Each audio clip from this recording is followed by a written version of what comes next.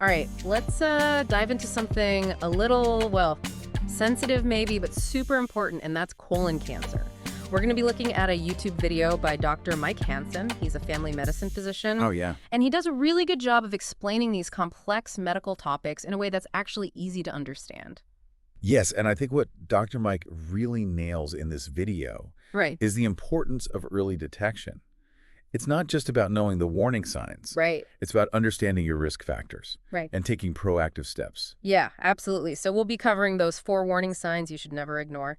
But we'll also be digging into risk factors, some you can control and others you can't, and of course discussing the preventative measures. But just a quick reminder before we get started, this is for educational purposes only. This isn't a substitute for professional medical advice, okay?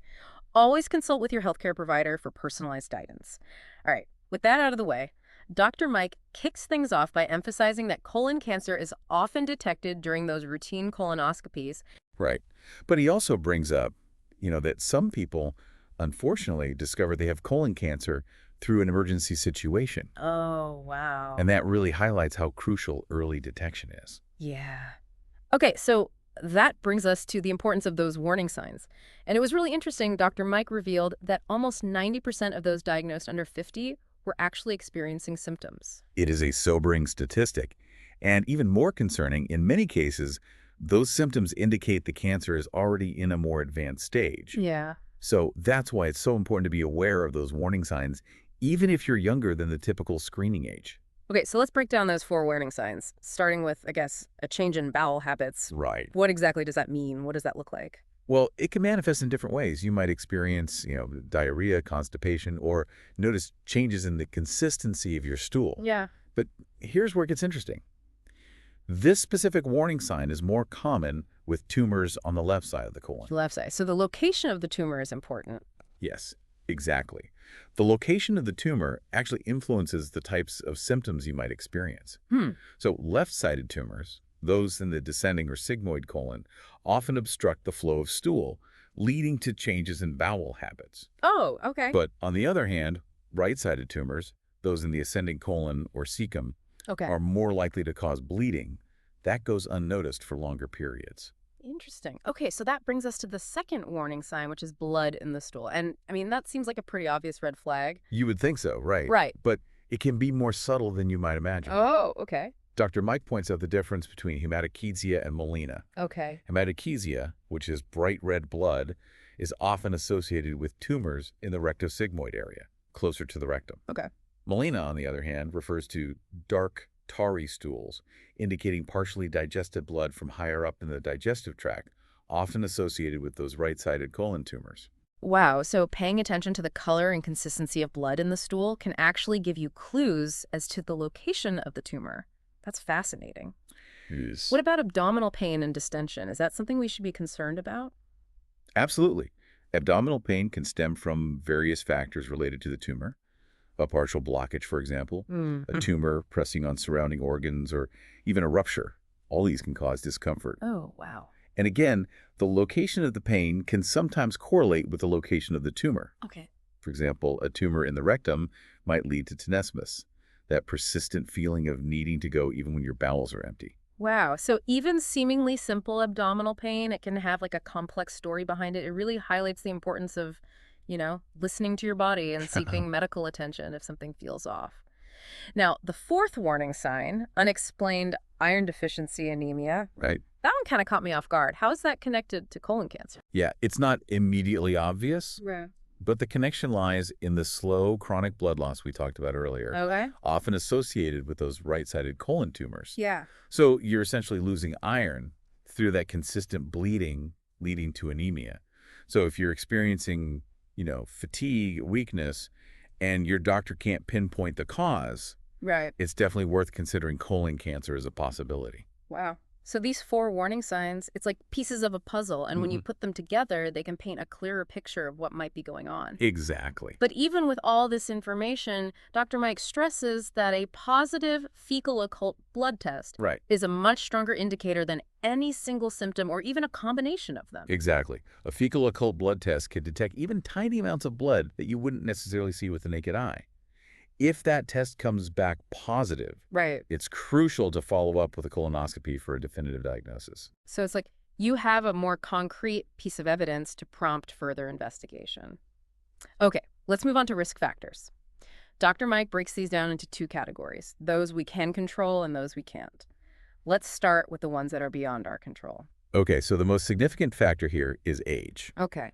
The risk of colon cancer increases dramatically between ages 40 and 50 and continues to rise as we age. Right. Genetics also plays a role. Having a family history of colon cancer, especially in a first-degree relative like a parent or sibling, increases your risk as well. Okay, so time marches on and our family history stays with us. There's not much we can do about those, unfortunately. But what about the risk factors within our control? Yeah, so this is where our choices come into play. And as you might expect, Dr. Mike highlights those usual suspects, tobacco and alcohol use. Right. But he takes it a step further and dives into the link between diet and colon cancer risk. Yes, this is where we go beyond, that typical eat your veggies advice. Right. What did Dr. Mike have to say about diet specifically? Well, he emphasizes the dangers of processed foods, particularly those loaded with sugar. He explains the connection between excess sugar, insulin, and tumor growth.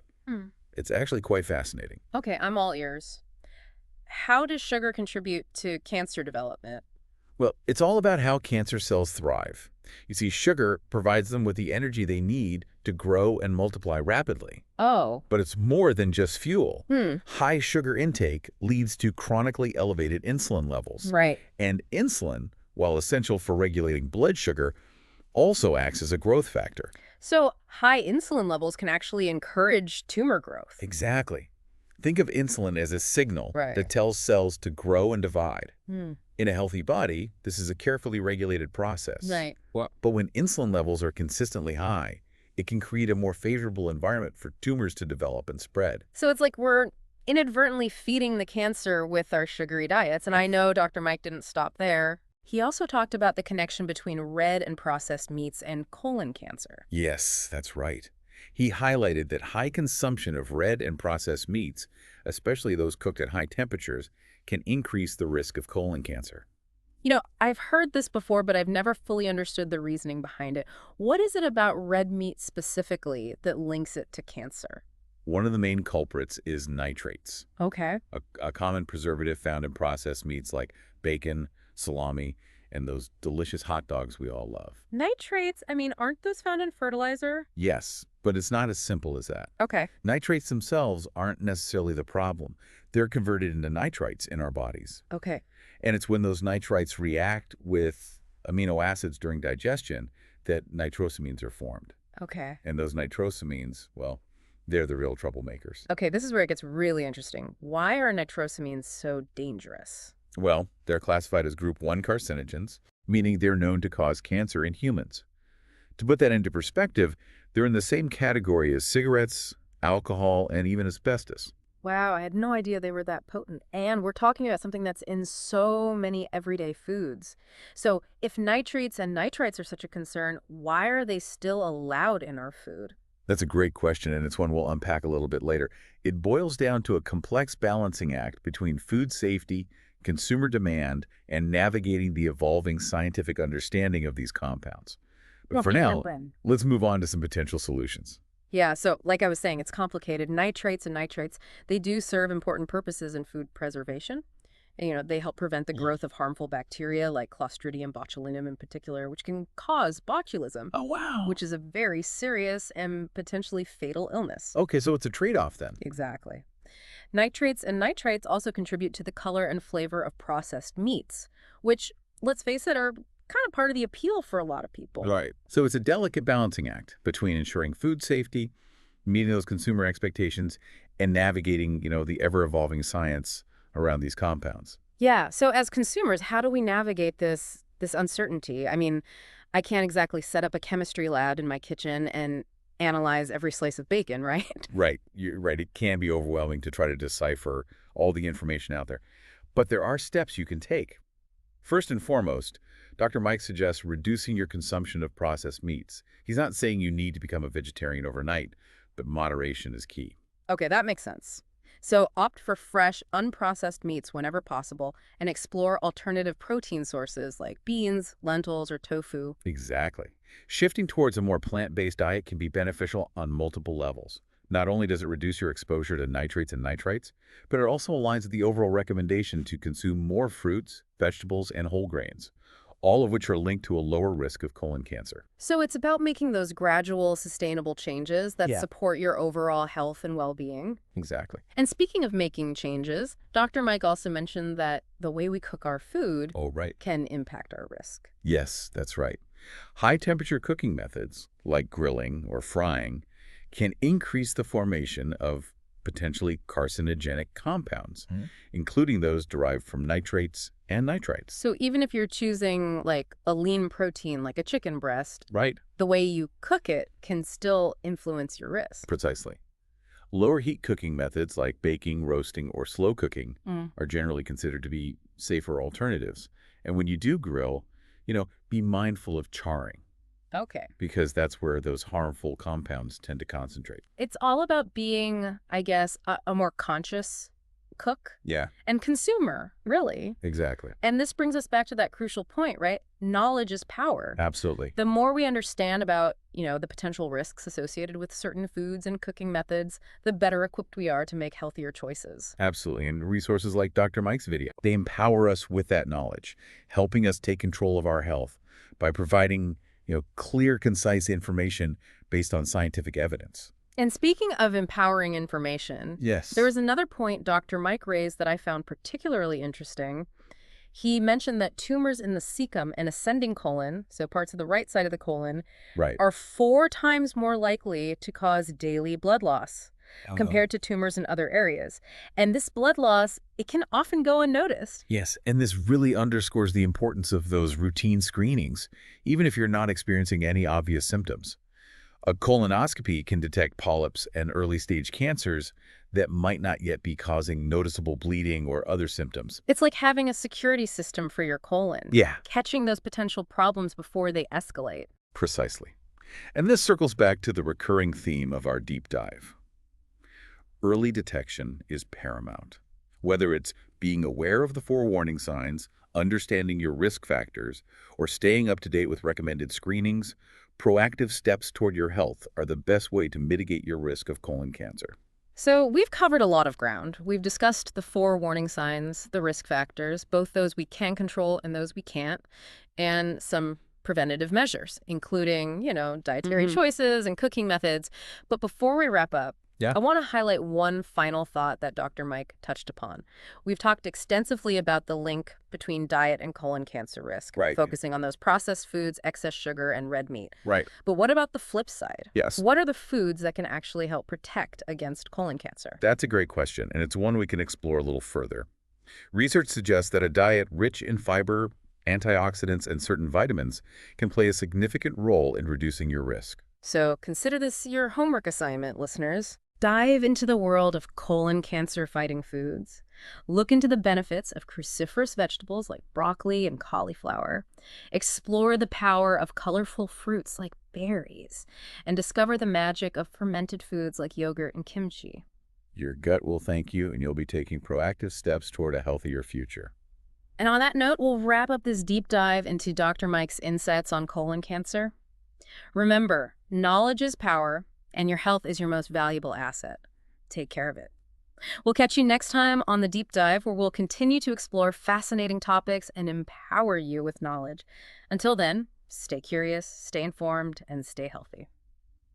We're back and ready to kind of wrap things up on this deep dive into colon cancer with Dr. Mike. We've looked at those warning signs, those risk factors, Right. both the ones we can and can't control, and even, the importance of diet. Yeah, it's been a lot Really? of information. Yeah, it has. But I think the main takeaway, the thread that runs through all this, Yeah, knowledge is power. absolutely. The more we know about our bodies, Yeah, the better equipped we are to, advocate for our own health, right? absolutely. And Dr. Mike does such a good job of breaking down that complex medical information, making it easy to understand. Yeah. So before we send everyone off to, fight their own colon cancer battles, Right. let's recap those 4 warning signs one last time. Okay, so those 4 warning signs you should never ignore are changes in bowel habits, blood in your stool, abdominal pain and distension, and that unexplained iron deficiency anemia. And again, if you experience any of these, don't panic, but definitely don't ignore them either. Talk to your doctor. Huh? Always better to err on the side of caution, right? Couldn't agree more. Early detection is key. It could really make all the difference. So we've talked a lot about what individuals can do to, lower their risk. But Dr. Mike briefly mentioned something else, the role of, food regulations in our exposure to these compounds, like nitrates and nitrates. What are your thoughts on this? It's tough. It's a complex issue. On one hand, nitrates and nitrites, like we said, play an important role in food preservation, preventing bacterial growth. Right. On the other hand, we're learning more and more about their link to cancer. So it's this balance between, like, food safety and minimizing risks. Yeah, exactly. Finding that balance takes research, open discussions between scientists, policymakers, the food industry, and, of course, informed consumers who demand transparency. Right. So it's really a call to action for all of us to stay engaged and informed. Yes. Not just about our own health, but about, those larger systems that can impact it. Absolutely. Okay, well, I think that about wraps it up for this deep dive. We covered some, maybe unsettling information. Right. But I hope everyone feels more informed. I hope so, too. And more in control of their health. Absolutely. Knowledge is the first step, right? Yeah. And even small changes can make a big difference. Yeah. So schedule that colonoscopy, embrace those colon cancer-fighting foods, and remember, you're not alone in this journey. Thanks for tuning in to The Deep Dive. We'll catch you next time with another fascinating topic to explore. And until then, stay curious, stay informed, and stay healthy.